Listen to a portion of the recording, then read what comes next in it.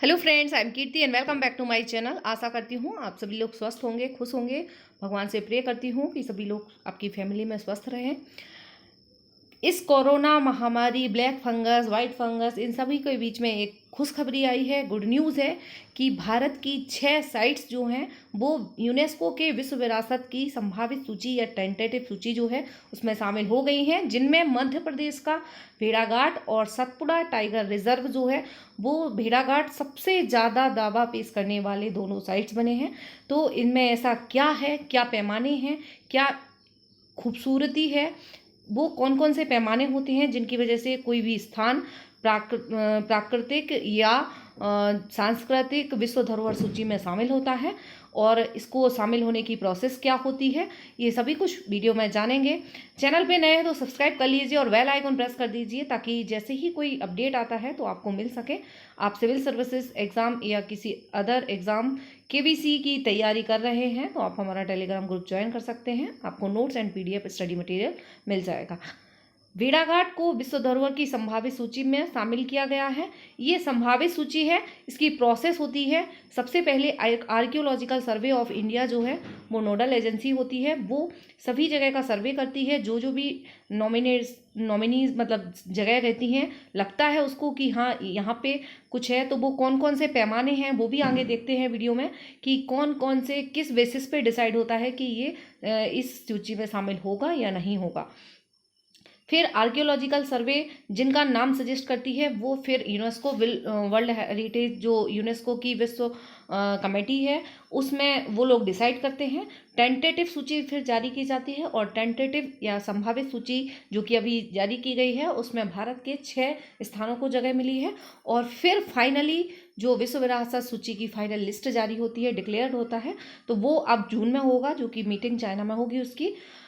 अब एमपी के लिए खुशखबरी है क्योंकि जबलपुर और भेड़ाघाट दोनों ही नर्मदा घाटी और सतपुड़ा टाइगर रिजर्व विश्व के देश के 6 विश्व विरासत की संभावित सूची में शामिल हो गए हैं। और चीन में जो अगली बैठक होगी उसमें जो फाइनल होगी उसमें मोहर लग जाएगी और डिक्लेयर हो जाएगा कि कौन सा स्थान इन 6 में से शामिल हुआ है। वैसे भेड़ाघाट जो है इसका सबसे ज़्यादा दावा वो माना जा रहा है, पॉजिटिव माना जा रहा है, दावा मजबूत है। ये देखिए भेड़ाघाट की चट्टानें, वाह, और संगमरमर की चट्टानें। और कौन कौन सी जगह हैं वो भी देखते हैं। ये भेड़ाघाट की विशेषताएं हैं। अब इस कारण से भेड़ाघाट का दावा मजबूत माना जा रहा है क्योंकि वर्ल्ड हेरिटेज का दर्जा पाने के लिए पर्यटन स्थलों के लिए यूनेस्को ने कई मापदंड बनाए हैं। इस लिहाज से भेड़ाघाट में कई जितने भी मापदंड हैं उन सभी पे ये खरा उतर रहा है और सभी चीज़ें वहाँ पे मौजूद हैं। संगमरमरी चट्टानों के बीच बहती नर्मदा नदी, लम्हेटा घाट की लम्हेटी चट्टानें, डायनासोर के अवशेष मिलना और 7वीं सदी का 64 योगिनी मंदिर, ये वहाँ के प्रमुख जगह हैं, प्रमुख विशेषताएं हैं जिसकी वजह से उसका दावा मजबूत माना जा रहा है। जो आर्कियोलॉजिकल सर्वे ऑफ इंडिया है इसकी यूनेस्को की नोडल एजेंसी है। किसी भी जगह को उसके सांस्कृतिक और ऐतिहासिक या दूसरे महत्व की वजह से विश्व धरोहर साइट का दर्जा मिलता है और वर्ल्ड हेरिटेज साइट में ऐतिहासिक भवन, शहर, रेगिस्तान, जंगल, द्वीप, झील, स्मारक, पहाड़ शामिल हो सकते हैं। वर्ल्ड हेरिटेज साइट समिति जो होती है वो इसका चयन करती है और ये समिति यूनेस्को वर्ल्ड हेरिटेज कन्वेंशन 1972 के तहत आती है। एक कन्वेंशन है 1972, उसके तहत ये समिति आती है। Archaeological survey of India UNESCO की नोडल एजेंसी है और एएसआई ही इन जगहों का संरक्षण करती है। बनने के बाद जो संरक्षण होता है वो उसकी जिम्मेदारी भी एएसआई की होती है। भेड़ाघाट को वर्ल्ड हेरिटेज का दर्जा दिलाने के लिए सारी औपचारिकताएं जो होती हैं वो पूरी हो चुकी हैं। जून के दूसरे सप्ताह में चीन में होने वाली यूनेस्को की अंतर्राष्ट्रीय समिति की बैठक में इसका निर्णय होगा। देश के सॉरी स्लाइड थोड़ी सी दिक्कत दे रही है, 1 मिनट।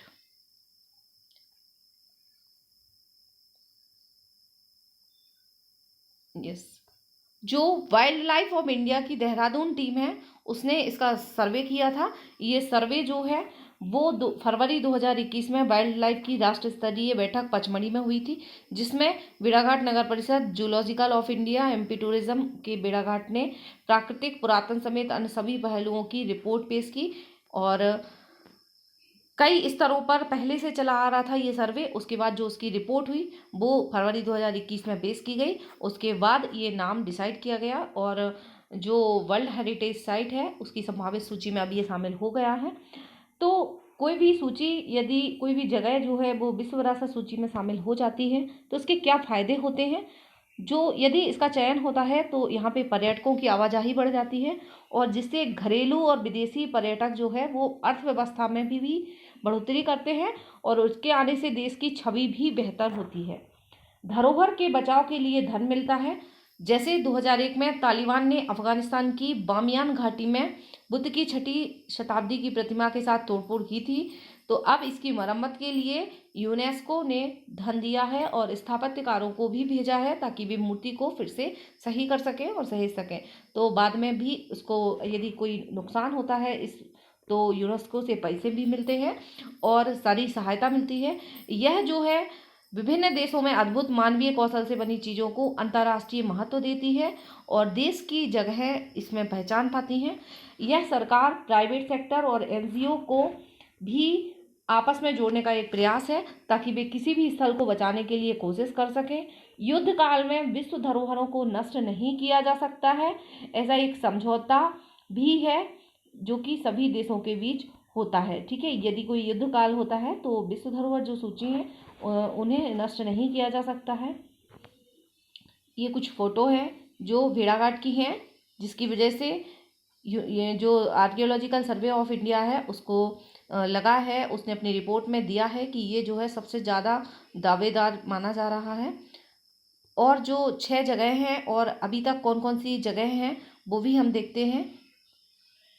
पहले देख लेते हैं कि जो प्राकृतिक पैमाना है वो कौन कौन सा है। कि ये जो जगह हैं वो असाधारण प्राकृतिक सौंदर्यता परिघटना को दिखाती हों। मतलब कोई भी साइट जो है वो तभी वर्ल्ड हेरिटेज साइट बन सकती है, उसमें ये विशेषताएं होना चाहिए। या तो वह असाधारण प्राकृतिक सुंदरता हो जो कि भेड़ाघाट में भी दिखता है, पृथ्वी के इतिहास, जीवन के रिकॉर्ड, लैंडफॉर्म में बदलाव का उदाहरण हो, ठीक है, और इकोलॉजी, बायोलॉजिकल प्रक्रियाओं और बायोलॉजिकल डाइवर्सिटीज हो। तो तटीय या समुद्री इकोसिस्टम, पेड़ पौधों और जानवरों का महत्व दिखाती हूँ। तो इनमें से जो पैमाने हैं ये भेड़ाघाट में पाए गए हैं। भारत की जो वर्ल्ड हेरिटेज साइट हैं टोटल वो 38 वर्ल्ड हेरिटेज साइट है और इनमें 30 जो है वो सांस्कृतिक महत्व के स्थल हैं और 7 प्राकृतिक महत्व के स्थल हैं और एक मिश्रित स्थल है। ठीक है, 1983 में पहली बार सांस्कृतिक महत्व के स्थल के तौर पर ताजमहल, आगरा का किला, अजंता की गुफाएं और एलोरा की गुफाओं को यूनेस्को ने विश्व धरोहर का दर्जा दिया था। वर्ष 1985 में पहली बार प्राकृतिक स्थलों में कांजीरंगा नेशनल पार्क और केओलादेव नेशनल पार्क, मानस वाइल्ड लाइफ सेंचुरी, इन तीनों को लिस्ट में जोड़ा गया था। तो जो प्राकृतिक स्थल में काजीरंगा, केओलादेव और मानस वाइल्ड लाइफ सेंचुरीज हैं, यदि आप किसी एग्जाम की तैयारी कर रहे हैं तो आपको ये डिफरेंस जो है वो पता होना चाहिए। और जो सांस्कृतिक महत्व में सबसे पहले जोड़ा गया था वो आगरे का किला, ताजमहल और अजंता की गुफा और एलोरा की गुफाएं जोड़ी गई थी।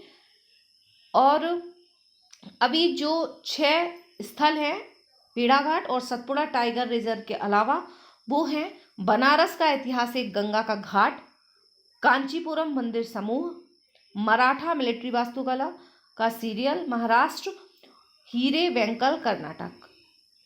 इन 6 जगहों को विश्व धरोहर की अभी संभावित सूची में शामिल किया गया है। अभी तक देश के टोटल 38 ऐसे विश्व धरोहर स्थल हैं जो कि इसमें शामिल हो चुके हैं। आगरा का किला देश का पहला विश्व धरोहर घोषित हुआ था। तो आगरा का किला जो है वो पहला विश्व धरोहर स्थल है और ये प्रहलाद सिंह पटेल है जिन्होंने ट्वीट करके कहा, बताया है अपने ट्वीट में। सतपुड़ा टाइगर रिजर्व, पचमढ़ी, बनारस का ऐतिहासिक गंगा घाट, कांचीपुरम मंदिर समूह और मराठा मिलिट्री वास्तुकला का सीरियल महाराष्ट्र, हीरे वेंकल कर्नाटक, ये सभी जो है वो इसमें टेंटेटिव सूची में शामिल हुए हैं।